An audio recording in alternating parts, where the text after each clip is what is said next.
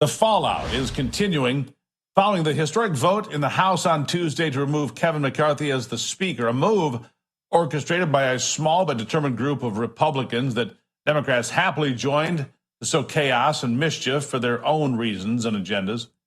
In the field of possible replacements for McCarthy, growing, a few members of Congress already throwing their names in the ring for consideration. Steve Scalise, Jim Jordan, and Kevin Hern have all said they will seek the job in the wake of the far-right rebellion that knocked McCarthy out of the Speaker's job, the first time that has ever happened in American history. Florida's Matt Gaetz, who is rumored to be considering a run for governor of the Sunshine State himself, led the attack and delivered a total of 8 Republicans, along with every single Democrat, to make McCarthy the former Speaker of the House, and it happened quite swiftly.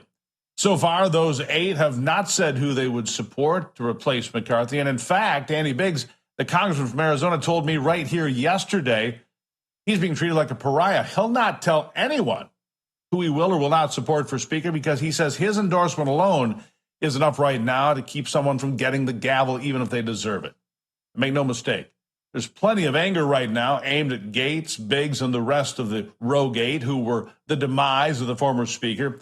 That anger is certainly not settled yet. Just listen to this. We really are $33 trillion in debt. Yeah. We do have a border crisis. 100%. There's a lot of issues that need to be solved. Yes. But the people who were masquerading as fiscal conservatives really aren't, Jake. I mean, Matt Gaetz, to say he came here as a fiscal crusader, it's more likely he came here for the teenage interns on Capitol Hill, to be honest.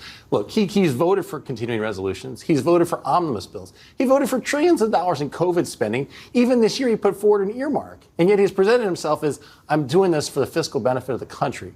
That's not honest. The guy just had a distaste for Kevin and used the rules to dethrone him. So it's pretty clear Republicans coming after those 8 who voted out McCarthy. Nancy Mace was saying the same things Andy Biggs told me yesterday here. As further proof, here she is. You're damn right I'm fundraising off of this right now because the establishment is coming after me for taking a principled stand.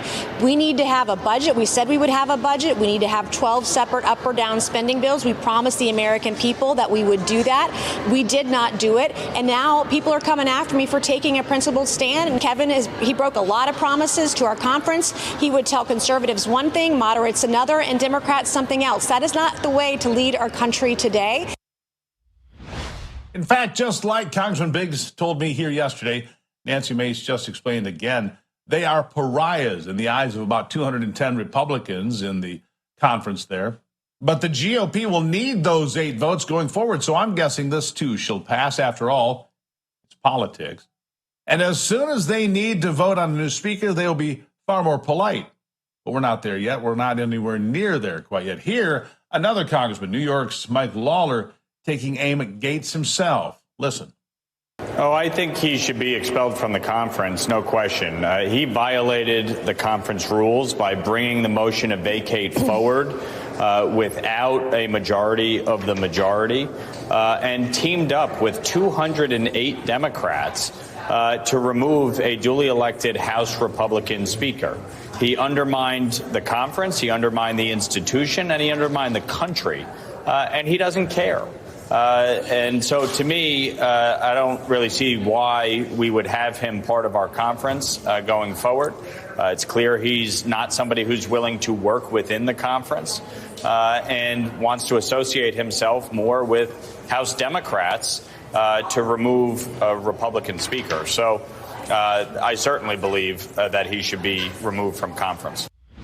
So this is the kind of conversations that are being held by Republicans on Capitol Hill currently. Lawler, by the way, went further, claiming that Kevin McCarthy was the GOP's best player on Capitol Hill, to put it in sports terms. I'm not sure many people agree with that, but here's what he said on the matter.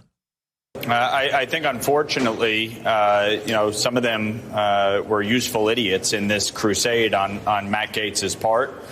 It was petty, it was personal, and it really, again, undermined the conference and the institution. Look, voters elected a House Republican majority to govern the House, to serve as a check and balance on the reckless spending of the Biden administration, $5 trillion in new spending in 2 years, totally unsustainable. And they wanted us to do something about the border. Unfortunately, these 8 individuals torpedoed the conference, took out our best player on the field, if you will, and created a constitutional crisis. I don't think that's a constitutional crisis. So is all of that true? Obviously not. I don't know. I've not shied away from saying we could have done better than Kevin McCarthy before. Said it from the very beginning. And spending has to be cut. We cannot continue to play these games. We can't. We can't afford it.